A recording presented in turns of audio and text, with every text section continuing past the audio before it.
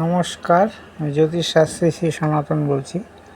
আজকে আপনাদের বলবো তুলা রাশি 2026 সাল কেমন যাবে। এর আগের দিন বলেছি কন্যা রাশি সম্বন্ধে, আজকে বলবো তুলা রাশি সম্বন্ধে। 2026 সাল তুলা রাশির পক্ষে শুভ না অশুভ? 2026 সাল বিভিন্ন সময়ে বিভিন্ন রকম ফল দেবে এই তুলা রাশি।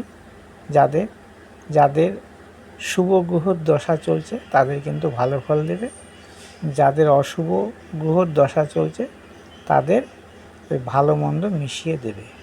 ক্ষণিকের ভালো দিলে আবার মন্দ আসবে, এরকমভাবেই চলবে তুলা রাশি। আর আপনাদের বলতে চাই যে নতুন বছর সবাইকে শুভেচ্ছা জানিয়ে শুরু করছি। আমার মোবাইল নম্বর 9333828747। দেখুন, আমার সঙ্গে যোগাযোগ করতে হলে অবশ্যই এই নম্বরে যোগাযোগ করবেন। যে কোনো সমস্যার সমাধান স্বল্প মূল্যে সঠিক উপায়ে সঠিক বস্তু দ্বারা করা হয়।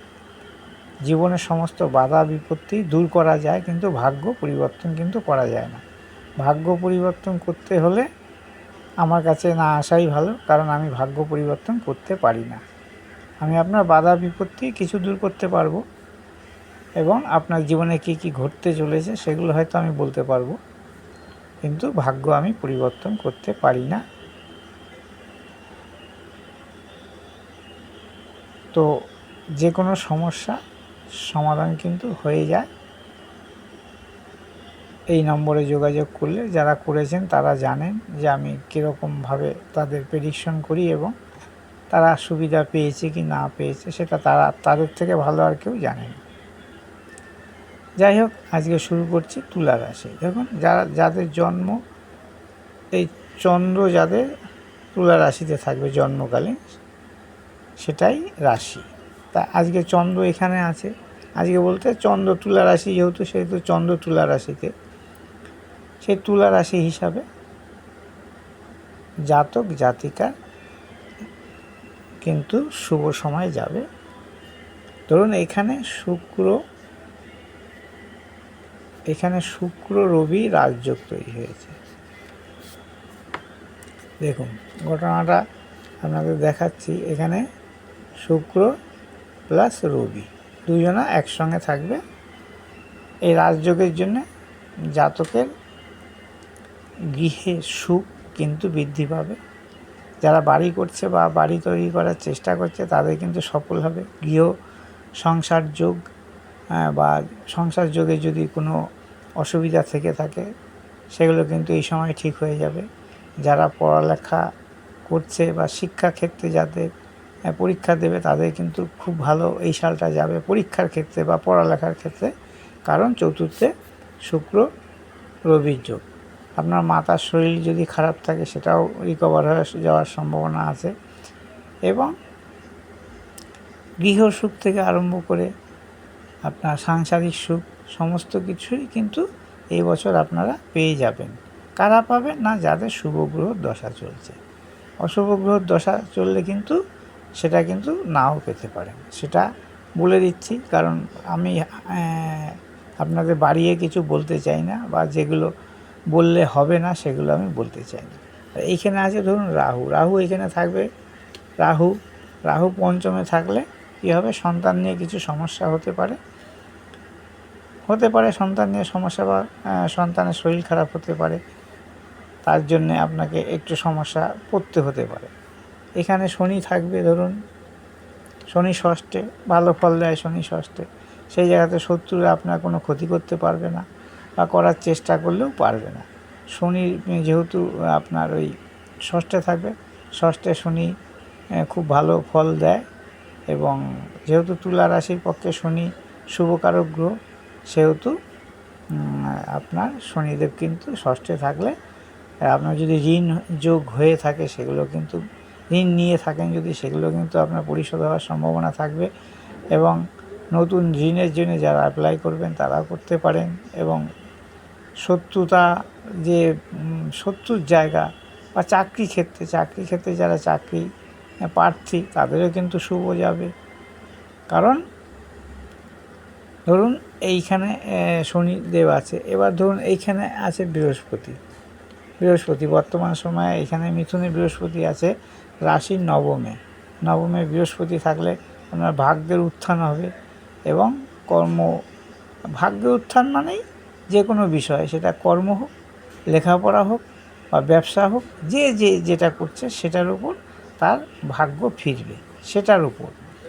এবং যদি কেউ সাংসারিক জীবনের এই যে ভাগ্য বলে না আমরা, এই হচ্ছে সেই জায়গাটায় কিন্তু আপনারা শুভ ফল পাবেন। এবার ধরুন বছরে মিডিল দিকে এখানে আসবে, জুন মাসে বৃহস্পতি এখানে আসবে। জুন মাসে যখন এখানে বৃহস্পতি আসবে তখন কিন্তু আপনাদের দশমে বৃহস্পতি থাকার জন্য তুলা রাশির লোকেদের কর্মক্ষেত্রে কিন্তু শুভ হবে এবং চাকরি পাওয়ার সম্ভাবনা থাকবে যারা চাকরি প্রার্থী, এবং তার পিতার যে সঙ্গে যদি সম্পর্ক ভালো হবে এবং পিতার সাহায্য পাবে জাতক বা জাতিকারা, এবং বিভিন্ন কর্মে কিন্তু তাদের সাফল্য লাভ হবে, সে যেই কর্ম করছেন তাদের ক্ষেত্রে। কারণ দশম থেকে হচ্ছে কর্মের বিচার করা হয়, সেই দশমে বৃহস্পতি আসবে, উচ্চস্থ হবে, সেইখান থেকে কিন্তু আপনাদের শুভ ফল লাভ হবে। এবার ধরুন দ্বাদশে কেতু থাকবে, কেতু দ্বাদশে থাকবে, কেতু দ্বাদশে না একাদশে কেতু থাকবে, দ্বাদশে এসে যাবে, কেতু এখানে থাকবে একাদশে। কিন্তু একাদশে খুব একটা খারাপ ফল দেবে না, হয়তো নানা ক্ষেত্রে হয়তো বাধ্যবাধকতা আসবে, কিন্তু সেগুলো আপনাদের অতটা ডিস্টার্ব করতে পারবে না। কারণ কেতু থাকবে সিংহ রাশিতে এবং সেই রাশিপতি রবি কিন্তু শুক্রের সঙ্গে একটা রাজ্যকারক যোগ তৈরি করবে, কারণ যেহেতু রাশি তুলা রাশির পক্ষে শুক্র আর রবি যে চতুর্থে কানেকশন হবে এই বছরে জানুয়ারি মাসে, বা হয়ে গেছে, জানুয়ারি মাসটা চালু হয়ে গেছে। এই মাসটা যেহেতু এরা দ্রুতগামী গ্রহ, তাই এরা বেশি দিন থাকবে না। রবি এখানে ধরুন এসে যাবে, এখনও রবি আসেনি, এসে যাবে রবি, আপনাদের তার আগে বলে দিচ্ছি, কারণ পৌষ সংক্রান্তিতে রবি এই মকরে ঢুকবে, পৌষ সংক্রান্তি তখনই রাজযোগ হবে, সেই জন্যই জানুয়ারি মাস বলছি। জানুয়ারি মাসে আপনাদের শুভ সময় যাবে, সন্তান ক্ষেত্রে কিছুটা সমস্যা হলেও হতে পারে, এবং শুভ গ্রহ দশা চললে কিন্তু শুভই হবে। সবসময় এটা মনে রাখতে হবে শুভ গ্রহের দশা আছে কিনা। আপনি হয়তো, আমি বললাম তুলা রাশির লোকে সবার ভালো যাবে, সবার কিন্তু ভালো নাও যেতে পারে। তার কারণ হচ্ছে যাদের শুভ গ্রহ বা রাজ্যকারক গ্রহের দশা চলবে তাদেরই ভালো যাবে, যাদের অশুভ গ্রহের দশা চলবে তাদের ভালো মন্দ মিশিয়ে যাবে, ভালো যাবে সঙ্গে খারাপও যাবে।